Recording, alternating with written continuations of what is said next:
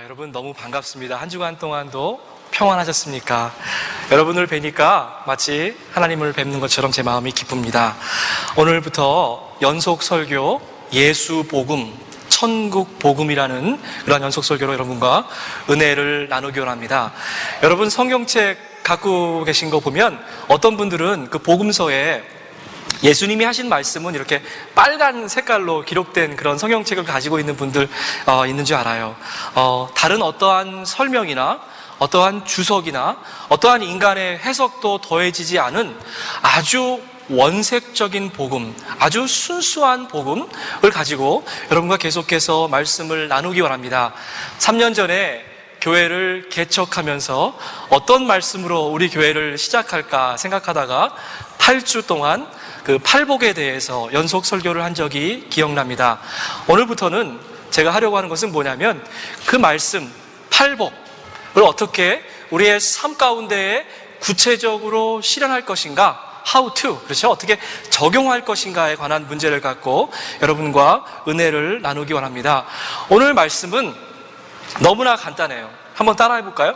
너희는 세상의 소금이라. 너희는 세상의 소금이라.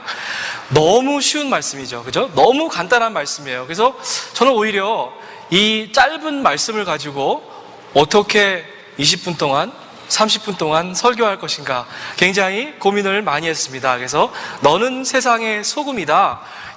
그 말씀을 제가 얼마나 많이 마음속으로 외우고 또 묵상하고 그랬는지 몰라요. 그래서 이 한 말씀, 아주 간단한 말씀, 너무나 잘 아는 말씀, 그렇기 때문에 오히려 예수님의 그 본질이 우리에게 드러나지 않았던 그 말씀을 가지고 여러분과 오늘 함께 은혜 나누기 원합니다.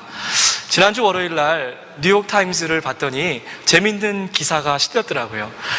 뉴욕시가 늘 앞서갑니다. 그래서 예전에 9/11 이후에는 테러와의 전쟁을 선포했었죠. 그리고 또 얼마 전에는 음식물에 들어가는 그 트랜스팻, 그 지방, 그 좋은 기름을 사용하는 것을 규제하기도 했습니다. 근데 이제 뉴욕에서 새로 하려고 하는 게 뭐냐면 식당마다 음식물에 들어가는 소금의 양을 이제 규제하려고 그것을 고려하고 있다고 합니다. 여러분, 음식에는 너무 많은 소금이 들어가면 우리 건강에 해롭습니다. 각종 성인병에도 걸리고요, 몸에 안 좋습니다.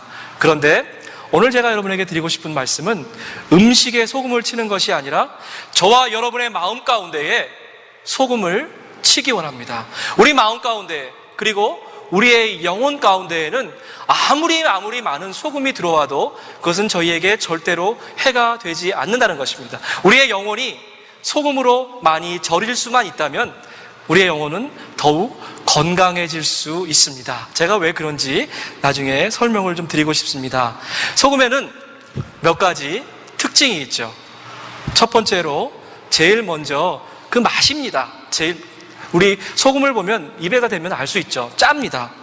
아주 고운 소금이 있어요. 아주 비싼 소금, 아주 고운 소금은 설탕하고 모양으로 보나 그 색깔로 보나 잘 구별이 되지 않습니다.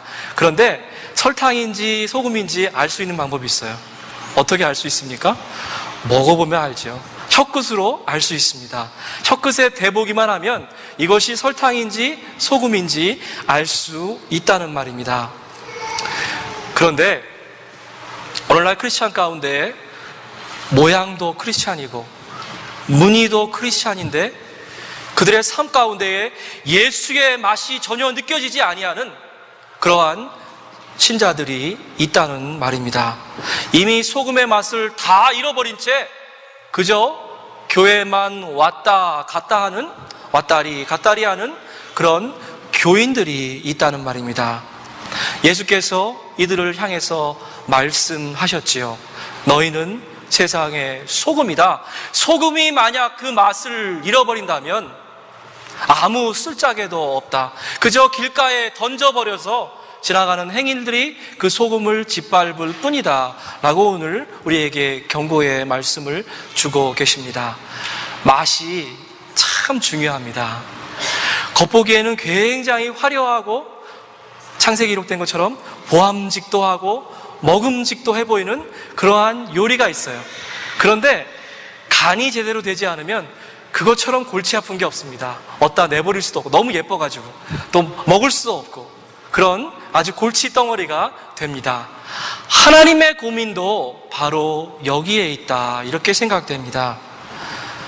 하나님께서 우리의 속마음을 이 시간 들어보기 원합니다. 하나님께서 저와 여러분의 마음을 저울로 달아보시지요. 그런데 우리의 마음이 무덤덤한 거예요. 소금기가 하나도 없습니다. 간이 하나도 돼 있지 않아요. 한때는 은혜 받고 소금기가 좀 있었는지 모르겠는데 세월이 다 지나가서 이제는 그 짠맛이 완전히 사라버져서 이제는 무덤덤한 그러한 맛을 내는 우리들 가운데 그런 분들이 있을지도 모르겠습니다. 지난주에 어떤 말씀 나눴습니까? 초대교회의 영성, 초대교회의 그 야성을 좀 회복하자. 우리가 타성에 젖어 있지 말고 야성을 한번 회복하자. 이글이글 거리는 그 야성을 다시 한번 우리 공동체 가운데 불러일으키자는 말씀을 드렸습니다. 구체적으로 어떻게 할 것인가? 초대교회의 그 소금맛, 그 짠맛이 다시 한번 회복되는 것이 초대교회의 야성이 회복되는 일인 것입니다. 누가 봐도 저 사람은 크리스찬이야. 자, 맛을 좀 봐. 세상의 맛과는 정말 달라. 주님을 믿고 변화받은 사람의 모습이야. 이런 얘기를 우리가 어디 가나 좀 들었으면 좋겠습니다. 소금의 두 번째 특징이 있습니다. 그것은 숨을 죽이는 것입니다. 여러분 집에서 김장들 해보셨어요? 배추 이렇게 절여보셨습니까? 저는 그 재주가 없어서 주연은 못하지만 옆에서 이렇게 소금 치는 일을 제가 몇 번 도와준 적이 있습니다. 고개를 빳빳하게 들고 있는 그 배추도 하룻밤 소금물에 절이면 이제 야들야들하게 숨이 죽습니다. 마음속에 소금이 없는 사람들은 마치 뻣뻣하게 고개를 쳐들고 있는 배춧잎과도 같다는 생각을 해보았습니다. 주인의 식탁에 오르지 못하지요. 깊은 김치 맛으로 주인을 즐겁게 할 수가 없습니다. 숨이 죽지 않았다. 숨이 죽지 않았다. 이 말은 우리 안에 아직도 내가 살아있다, 이 말입니다. 내가 살아있는 사람은 아직 숨이 죽지 않은 사람이에요. 고개를 숙이지 못하고 영적인 교만으로 겉은 모습은 그렇게 겉은 겸손하죠. 제가 어떻게 해요? 근데 속에는 하나님을 향해서 또 교우들 향해서 영적인 교만의 그 목들이 곧게 솟아있는 사람들, 숨이 죽지 않은 사람들입니다. 아직까지도 내가 죽지 않은 사람들이죠. 세상에서 제일 위험한 사람들이 숨이 죽지 않은 사람들입니다. 이런 분들한테 말씀이 들어가면 곧 형제를 정죄하기 시작합니다. 은사 체험을 하면요, 옆에 있는 자매들을 비판하기 시작합니다. 신앙생활 아무리 오래 해도 내가 죽지 못하면 자기 자신도 힘들고 주변에 있는 사람들마저 어렵게 만든다는 겁니다. 사랑하는 여러분, 마음속에 소금을 두시기 바랍니다. 날마다 십자가에 여러분을 못 박기 원합니다. 소금의 세 번째 특징입니다. 썩는 것을 막아주지요. 보스턴에 살다 보면 정말 제가 왜 네 번째 얘기를 하고 있습니까? 소금은 썩는 것을 막아주죠. 배추 얘기를 좀 더 해야 되네요.